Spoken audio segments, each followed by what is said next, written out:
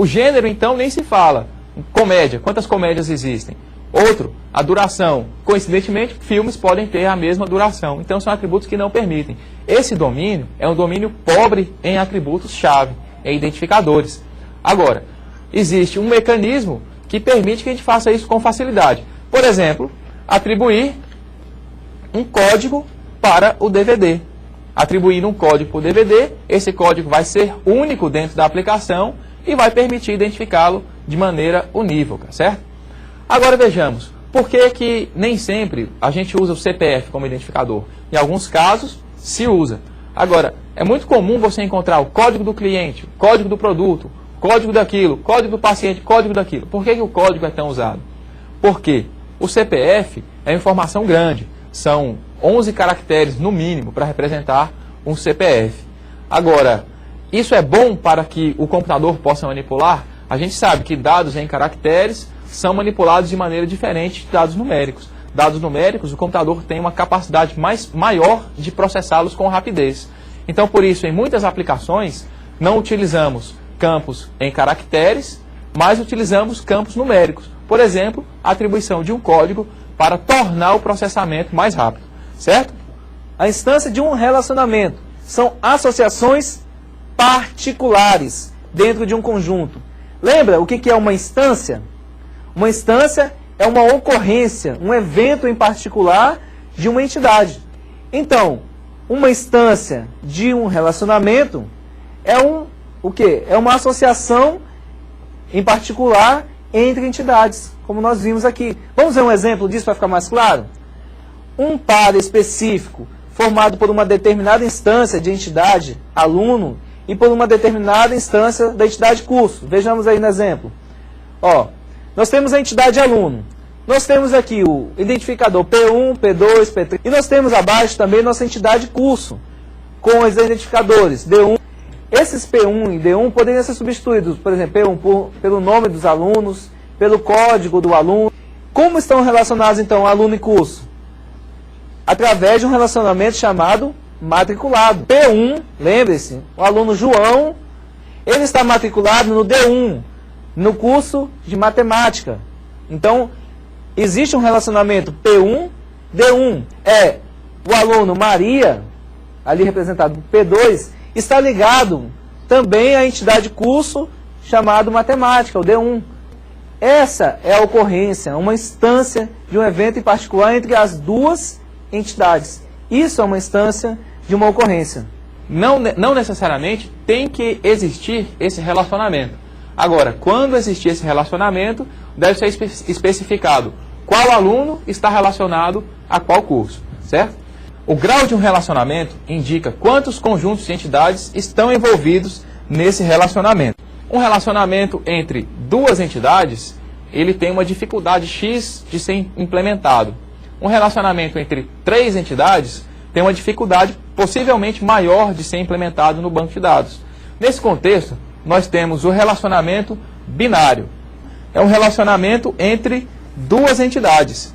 Nós temos também o relacionamento ternário, por exemplo, que é um relacionamento entre três entidades.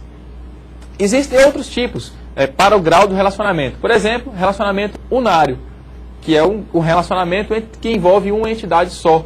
Existe o relacionamento quaternário, que envolve 4 entidades. Cardinalidade é um número composto aqui, ó, veja um conjunto, notação, mínimo, máximo, entre parênteses, separado por uma vírgula. Então, mínimo, máximo de ocorrências de uma entidade relacionada a outra. Essa ligação que nós temos, que tem a quantidade de vezes que uma entidade pode estar relacionada a outra entidade. E dentro dessa cardinalidade, a notação mais conhecida, companheiridade, é a máximo. Cardinalidade 1 para N. Como se daria isso aqui? Uma turma, ela pode ter quantos alunos? Muitos, não é verdade? E um aluno, ele pode participar de quantas turmas? Na nossa regra do nosso negócio aqui, né, no nosso domínio escola, um aluno ele pode estar somente em uma turma. Para cada ocorrência da entidade sócio, pode existir apenas uma ocorrência da entidade dependente. E para cada ocorrência da entidade dependente, pode existir apenas uma ocorrência da entidade sócio. Temos um exemplo de relacionamento N para N. É o relacionamento entre ocorrências de uma mesma entidade. Ou seja, é uma entidade que ela está relacionada com ela mesma. Por exemplo, um funcionário, ele é subordinado a uma pessoa, né, a um chefe. E quem é esse chefe dele? Então nós teríamos que ter, dentro dessa tabela de entidade, mais um campo, por exemplo, indicando ali um código do supervisor. Sendo que esse código do supervisor, ele vai indicar um código de uma tabela entidade, de uma entidade chamada funcionário ou empregado. Então, ela vai se relacionar com ela mesma. Então veja, a implementação de um relacionamento vai se dar da seguinte maneira. Nós temos que dar um jeito de identificar cada aluno com uma turma em particular. Então nós podemos usar o atributo código da turma, tá aí o COD-T, para quê? Para identificar que aquele aluno pertence àquela turma. Copiar o valor do atributo código da turma para a ocorrência da entidade aluno, para informar que aquele aluno ele está associado àquela turma em particular. Significa que aquele aluno ele vai ter um atributo a mais, que é o atributo código da turma, que identifica em qual turma ele participa, a qual turma ele pertence, certo? Existe aqui, nessa tabela, nessa entidade, um atributo que é chave em uma outra entidade. Isso aqui nós chamamos de chave estrangeira. Simples. Eu pegaria ambos os identificadores de cada entidade e faria o quê?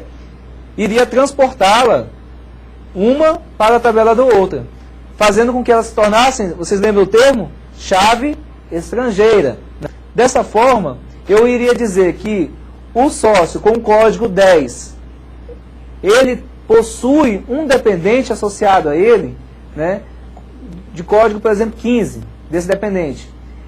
E esse dependente 15, naquele determinado instante, ele possui um sócio, né, o sócio dele lá, que ele é dependente, 10. Então assim eu diria que o 10 está relacionado com o 15 e o 15 está relacionado com o 10 unicamente. Tendo então a possibilidade apenas de colocar um para um aí, o relacionamento.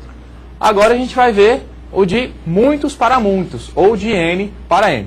Então veja só, no relacionamento muitos para muitos, o que pode acontecer? Eu vou ter que pegar a chave de várias ocorrências da entidade disciplina e levar para várias ocorrências da entidade aluno. Isso pode complicar o processamento, pode complicar a definição, não é uma coisa muito bacana não, porque nós vamos ter atributos multivalorados e entre outras consequências. Então, para implementar esse tipo de relacionamento, é comum que a gente crie uma outra entidade. Essa outra entidade vai implementar, vai permitir o relacionamento entre a entidade aluno e disciplina. Nós resolvemos chamar aqui essa entidade de matrícula, certo? Para implementar esse relacionamento, a gente vai proceder da seguinte maneira. A gente vai pegar o identificador de cada uma das entidades envolvidas, código do aluno, nesse caso, e o código da disciplina, e esses dois atributos serão levados como atributos da nova entidade que a gente definiu, que é a entidade matrícula. Entre a entidade aluno e a entidade matrícula, a cardinalidade do relacionamento vai ser de 1 para N. A mesma coisa acontece no relacionamento entre disciplina e matrícula. Por quê? Para cada disciplina podem existir diversas matrículas. Então veja, muitas vezes a implementação de um relacionamento resulta na necessidade de criação de uma nova entidade. Essa nova entidade, muitas vezes ela é representada num diagrama do banco de dados, outras vezes não, depende do objetivo, certo? Nós estudamos o modelo entidade-relacionamento, o que é entidade, o que é relacionamento e o que são instâncias, tanto das entidades quanto de relacionamentos, não é verdade? E nós falamos também sobre os atributos, né?